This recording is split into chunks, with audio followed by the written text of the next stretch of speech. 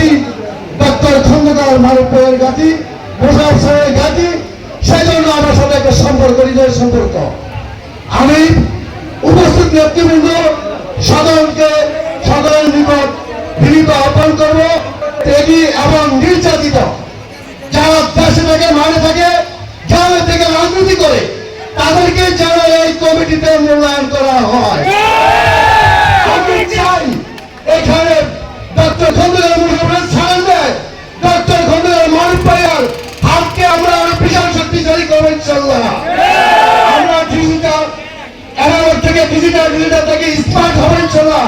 এই বিদেশের থেকেই সারা দাউদকান্দি আর 14টি ইউনিয়ন যেন এই মডেল শিখে নেয় যে ব্রিটিশের মাটি কিভাবে বিএনপি ঘাঁটি হলো, আমরা সেই প্রমাণ করে দেবো ইনশাল্লাহ। আমি এখানে আমার সংক্ষিপ্ত আলোচনা এসেছি। আসসালামু আলাইকুম ওয়া রাহমাতুল্লাহি ওয়া বারাকাতুহু।